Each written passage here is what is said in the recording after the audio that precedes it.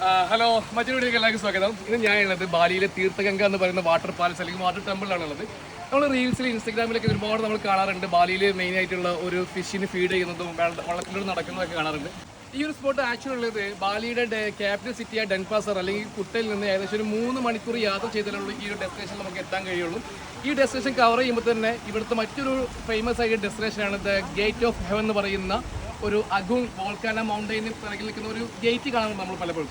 ഈ രണ്ട് ഡെസ്റ്റിനേഷനാണ് ഈ റൂട്ടിൽ വന്നു കഴിഞ്ഞാൽ നമുക്ക് കവർ ചെയ്യാൻ കഴിയുന്നത്. ഇവിടെ ടിക്കറ്റ് വരുന്നത് ഏകദേശം ഇന്തോനേഷ്യ റുപ്യ എന്ന് പറയുന്നത് 90,000 റുപ്യ. ഇന്ത്യൻ കറൻസിയിലോട്ട് കൺവേർട്ട് ചെയ്യുമ്പോൾ ഏകദേശം ഒരാൾക്ക് 500 രൂപയാണ് അത് കൺവേർട്ട് ചെയ്യുമ്പോൾ ചാർജ് വരുന്നത്. അപ്പോൾ പലപ്പോഴും നമ്മുടെ റീൽസിലും വീഡിയോസിലൊക്കെ കാണാറുള്ള ആ ഒരു ഫേമസ് ഡെസ്റ്റിനേഷൻ എന്ന് പറയുന്നത് ഈ ഒരു ഡെസ്റ്റിനേഷൻ തീർത്ഥഗംഗ എന്ന് പറയുന്ന ഒരു വാട്ടർ പാലസ് ആണ്. ഇതിൻ്റെ പിറകിൽ മറ്റൊരു ഐഡിയയും കൂടിയുണ്ട്. ആക്ച്വലി ഇത് ഒറിജിനൽ വാട്ടർ പാലസ് അല്ല. ഒറിജിനൽ വാട്ടർ പാലസ് ഇതിന് മറ്റൊരു ഏരിയയിലാണുള്ളത്. പണ്ട് ഈ രാജകുടുംബത്തിലെ ഫാമിലിയിലെ കുട്ടികളൊക്കെ കളിച്ചിരുന്ന ഒരു ഏരിയ ആയിരുന്നു ഇത്.